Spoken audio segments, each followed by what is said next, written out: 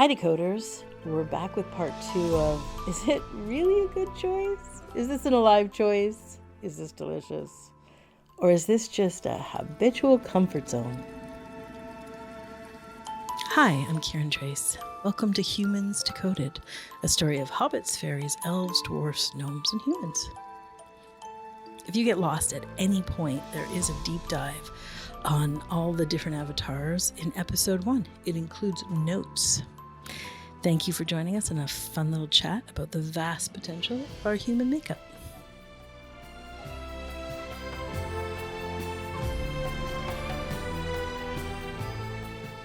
Hi Leela. Hi Cam.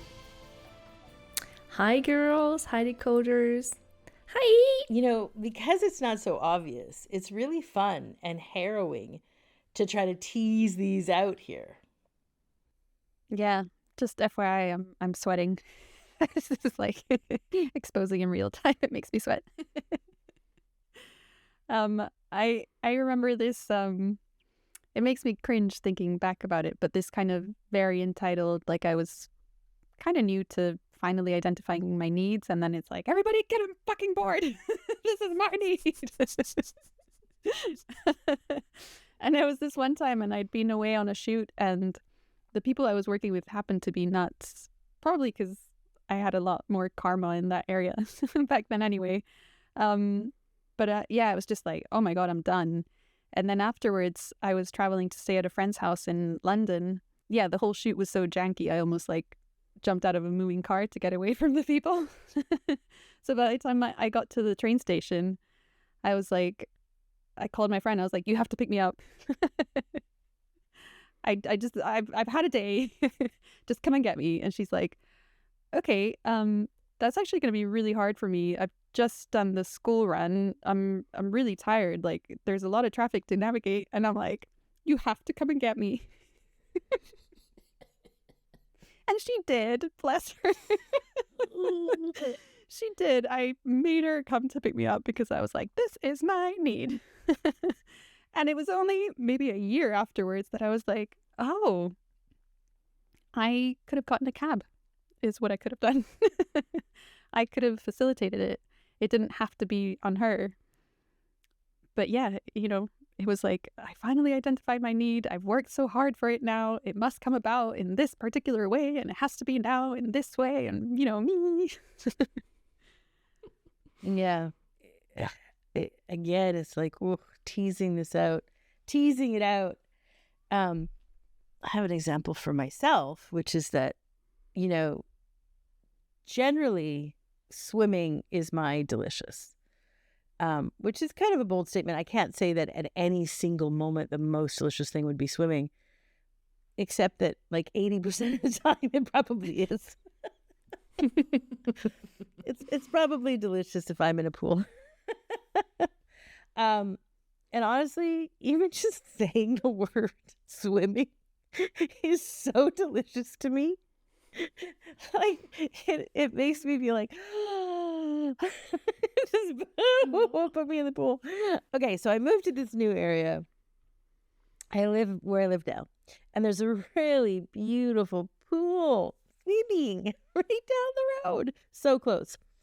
And the first time I went to this pool, and it's all these pools. There's plenty of pools for Kiran to swim in whenever she wants. They're beautiful. There's like a little small pool, and then there's a big pool, and there's 2 little pools. All the pools. And I just sat on this chair staring at the pools for quite a long time. I kept feeling the way that to describe this, it's the metaphor of when you take a new baby to the beach and you put their feet on the sand, they pull their legs up, up into them. Or if you put their legs in the water, they pull their legs up, you know, so you're carrying around this little baby with their legs pulled up in them. That's what I felt like. I sat on this chair for 45 minutes with my legs pulled up, you know, like, and it was so curious, right? Because I love pools, swimming, but it was like the comfort zone in my pain body was saying, these are not my people. This country club here with all these white people who manage to get to middle age without having one self-awareness inquiry. Like, I don't know how that happens, but they're not my people. And so it was such a long time in this conflict, like the true, like, I love pools, but these are not my people. This is not my place. Get me out of here. It was just a real tug of war. And you know what? I actually chose get out of here. The tension was just so high. I was so out of Pain Buddy's comfort zone. And so I actually got back into my truck. And as I was driving back down the road, I was watching. I was being aware of the problem. I was just witnessing the problem.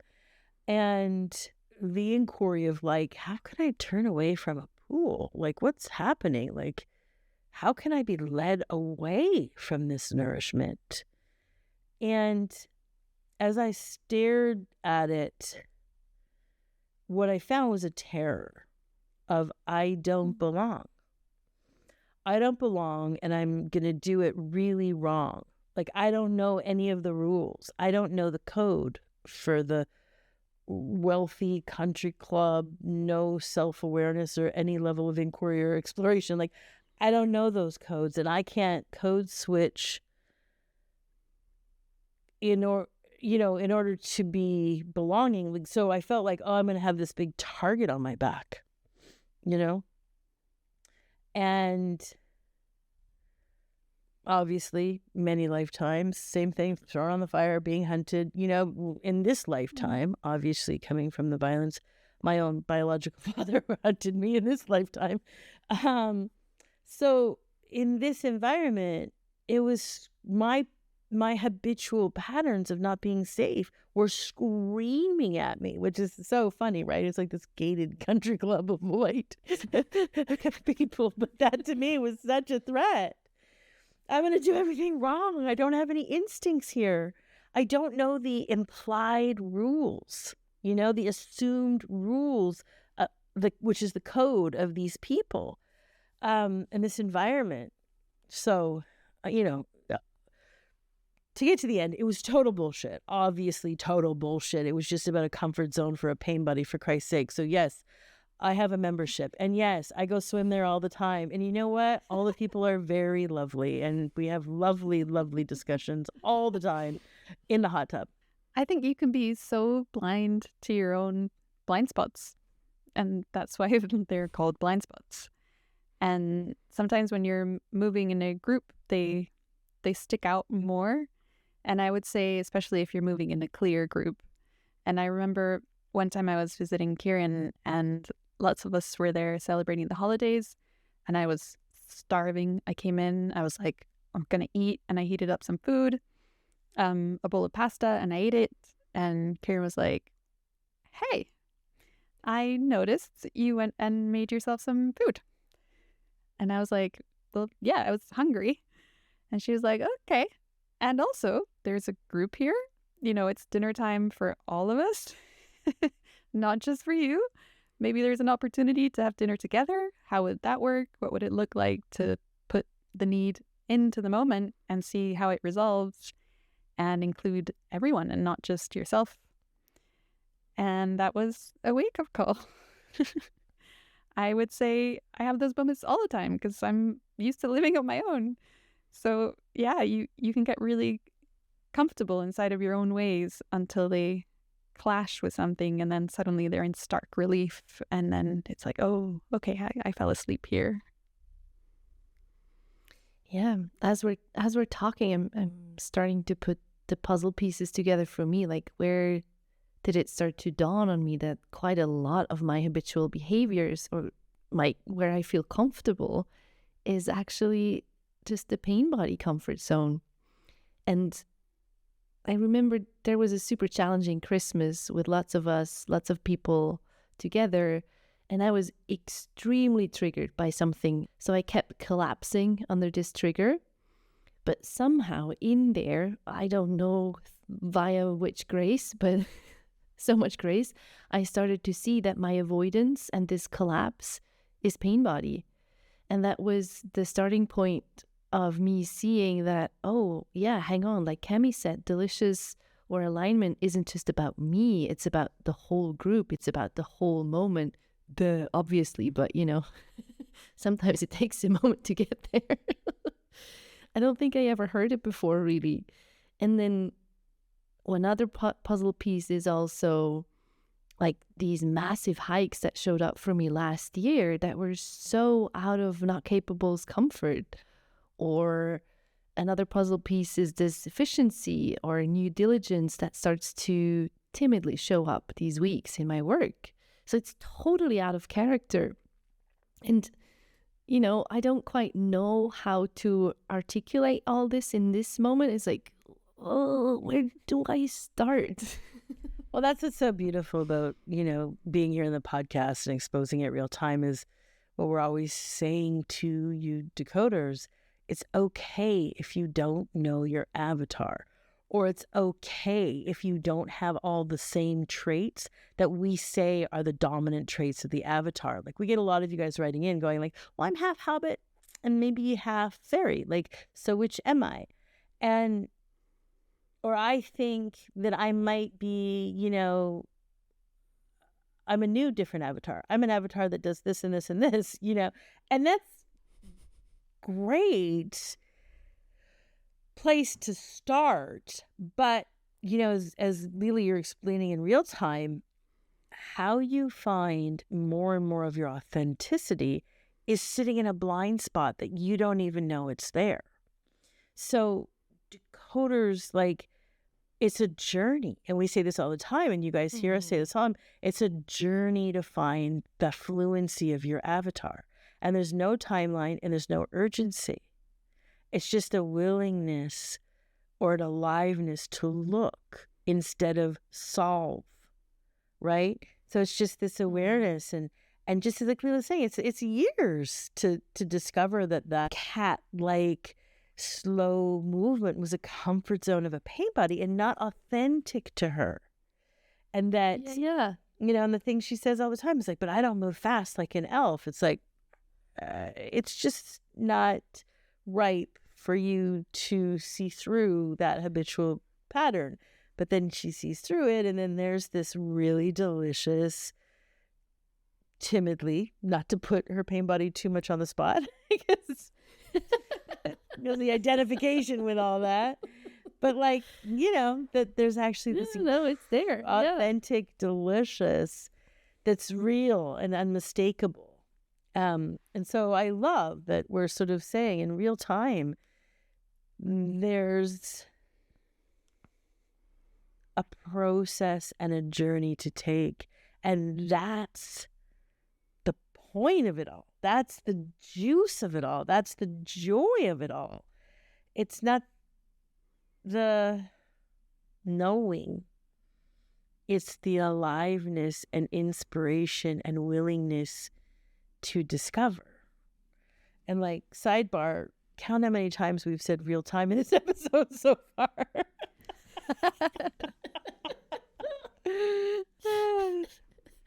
So I'm not going to repeat it, but guys, I'm 10 years in and I'm recognizing now the conglomerate of not capable.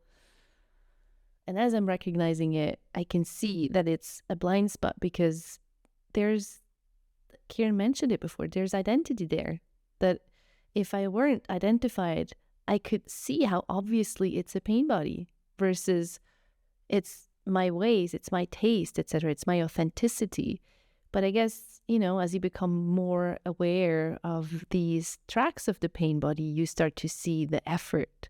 Like these days, I'm starting to discover how not capable, as much as she masks as this effortless language something, it's more effort than just to lean back into the moment. Because in the moment is where all the ease, all the intelligence, all the capacity, all the alignment lives. I love how you're pointing out there, like, it's my taste, or it's just my way. I think those are really beautiful little hints you're throwing out, Leela. Is like, if you find yourself going, well, I like what I like, like, it's possible that that's just a habitual comfort zone for pain body, right? And we see that with our food tastes or something. It's just my taste. But it can be that way with, the shows we watch or the kind of people we're attracted to or, all these sorts of things. So I love those little tells you're just sticking out there. That's beautiful. Yeah, I was just about to say how hard it is to talk about this because for me at least, I feel like I'm a little bit in the beginning of that journey of identifying fraud, which has actually ruled my whole entire life and possibly like thousands more lifetimes. Like it's a big one. And it's like trying to peel back the sticker, but A, I didn't even realize there was one, and B, like I can't find the edge. It's like really, really hard, like sort of scratching with the fingernail. As it crumbles, like Leela was saying, when there's so much identity, it feels like I'm going to die because this is me. Like without all this fraud, who am I? Like, there's a lot of terror that can come. And at the same time, I can see these little moments where you choose willingness. And, like Leela said, sometimes it's just a type of grace. But there's just like a faith that it's going to work out, trusting the moment instead of just always defaulting back to the pain body. And I can see the win inside of that is more freedom. So instead of collapsing into fraud, actually I get to enjoy lifing as Cami, which is such a win versus being, overwhelmed in fraud. Yeah. When we're going to include not only our being, but all the elements of the moment, which includes other people, maybe other animals, maybe plants. It can include deadlines for work projects. It can include tax deadlines. I don't know. But when we are hearing our being's need and including it into the reality of the whole moment, we are opening up to a connectivity that is more than just awareness to ourselves. It's a bigger thread of connectivity. And that offers up these really gorgeous solutions that are bigger than you. And they will come up underfoot. And that's part of this deliciousness. It's very inclusive of all the elements of a moment. To tell if this moment is exclusive and isolating versus inclusive and everyone and everything is expanding is what we're pointing to here. I remember I met this spiritual teacher. He was sort of like the guy of the moment, like everybody was hot for this dude. He came to visit me. Watching him make these choices in each moment was this really obvious habitual track from his pain body, his belief systems, and he was so blind to it. But everybody around him was just having to adjust, change, and be pulled out of their authentic flow. Everyone is being asked to take on more than was actually true or alive. And they all felt like it was less important to notice that and more important to hear him because he was the spiritual teacher. So it's like, I don't know, it's so subtle and it's a delicate thing to talk about because just as, we've been saying and Leela's been saying here, like identities are in there and Cam's been really pointing that out. Like these identities are here, but there's a tell.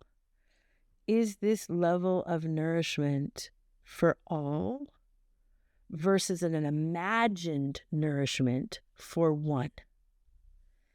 And that's tricky. I remember when I first started working with you, Kiran, and you were very explicit about sharing your own struggles. And I remember being kind of shocked, like, what do you mean you have problems? Isn't the whole point that we're going to get fixed and like never have anything again? And I think that's why these conversations that we, continue to have, the three of us, and that we share with all the decoders, I think that's what keeps them juicy, because it's not a fixed point. And I think you have to really be willing to admit that you have blind spots. And if you're not willing to do that, then there's very little progress to be had. Yeah. And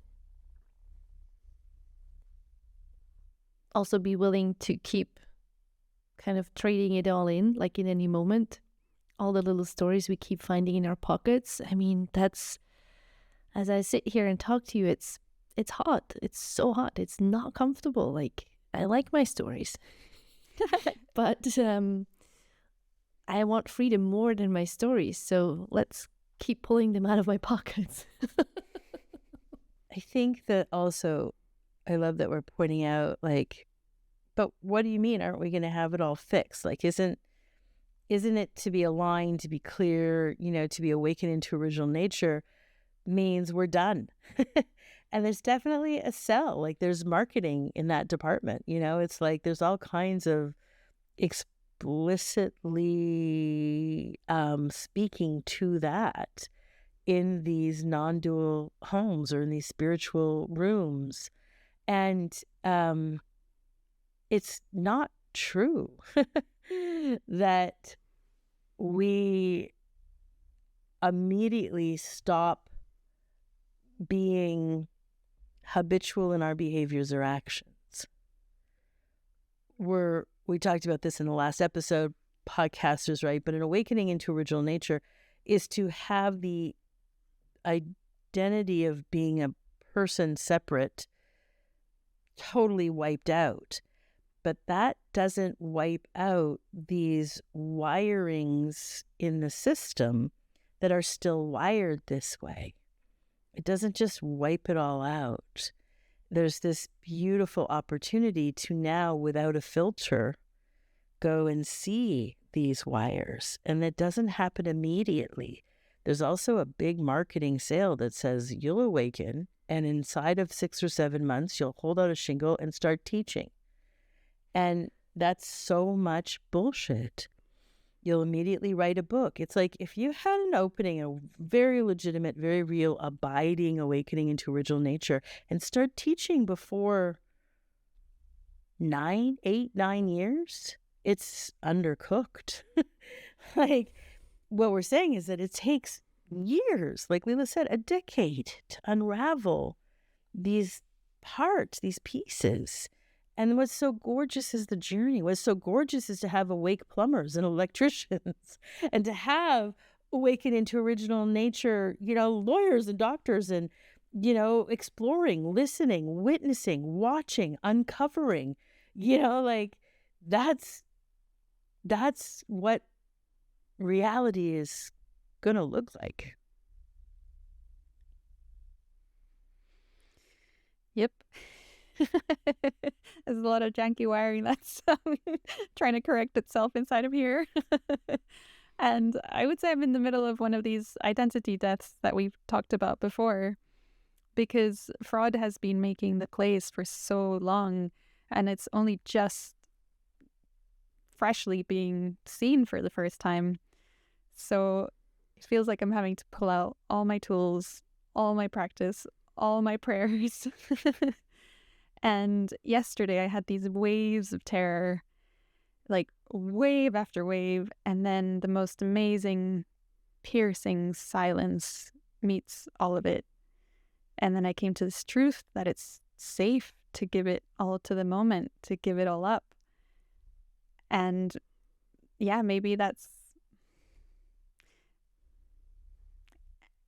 what you're trading in for freedom, all of it, even though it might feel terrifying and like it's the end of you, you're getting back just freedom, more source. Right, decoders, that's it from us today. We've got some links down below.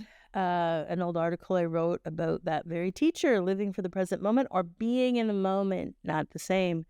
Go have a look at that. And we love to hear from you, of course. And thanks for being with us as we teased out something called comfort, but really uncomfortable. See you next week. Bye-bye. Thank you for listening. We obviously love hearing what you think. Your feedback helps us make a better show for you to listen to. So feel free to comment, and you can do it at Facebook, which is the Humans Decoded podcast. And if you're not on social, you can always email any questions to us at outreach@kirantrace.com. And thanks for listening. We love you.